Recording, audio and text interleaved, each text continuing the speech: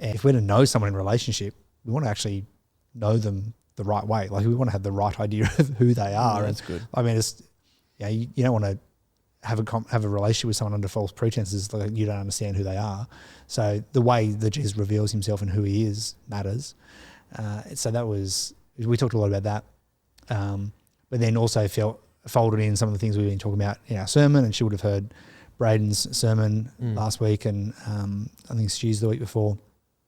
The importance of Jesus, who is God, also being human, for the impact that has on his ability to be both the high priest and the sacrifice. We read through Hebrews last week. Hebrews, especially. And so if he was only God or only human, he couldn't actually perform that role as an atonement for sin. Yep. And so we talked a bit about that as well, and the importance of and the impact that has on our understanding, therefore, of Trinity and who God is. And but it's maybe a little bit of a frustration for me as a Christian, and is that I want to grasp God more fully. Okay. However, sometimes there are things so far out of reach that you never will. Right.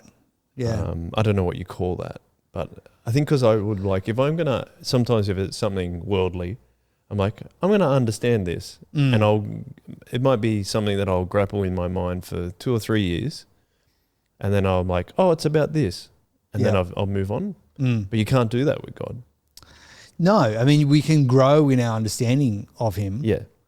But we can never grasp him. And I think there's a grace in that as well. Maybe I'm missing that. Well, no, as in, if we were to fully understand God, then it's easy to put him in the box of a subject that I've now mastered. Yeah, that's rather than as a relationship with someone who is beyond me. And so if we were to fully understand, if God was fully understandable, we wouldn't need him. So the fact that he's beyond our comprehension is actually a grace to us to keep coming back to him, I think, in relationship, to not master him and therefore not require to be with him. So I think that's an important part of understand, like, but that doesn't mean that we should give up. It's a bit like holiness, all right? Like we're not going to be holy perfectly. We're not going to be pure and perfect this side of new creation, but that doesn't mean give up either.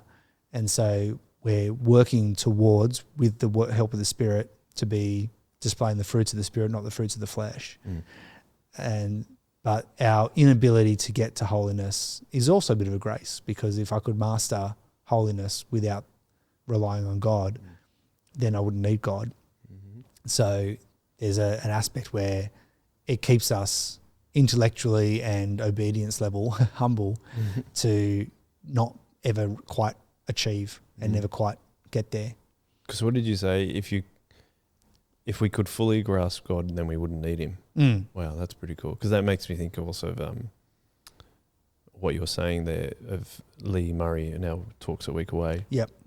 And how he said sanctification obviously starts with us being justified by Jesus dying on the cross, but then it's the relationship with him is the next part, and we need to keep going back to the relationship rather than trying to be performative. To be more sanctified. And then what was the other thing that he said? Oh, sometimes we are trying to be the person we think we need to be. So we're trying to do it ourselves. Right, yeah. But he said by sanctification, we are actually we're genuinely, through the relationship with God, becoming the person that he made us to be. Yes. And that was a great flip the script moment for me. It was that sometimes I'm like, I'm Christian, but I have this identity in other things, and I'm working on that. And maybe I'm not even intentionally going, I'll keep this to the side, and then like I'm still Christian, and God's working on me. But then I was like, he's molding and shaping me into the person that he intended me to be, and created me to be, and I'm involved in that process, right? So I think this is the complex reality of our sanctification, and Lee talked about this at Week Away, that Like I can't go, okay, God, you're going to make me holy, so I'll just lie here on the couch, eat CCs and play video games until you make me holy. CCs, that's a niche reference.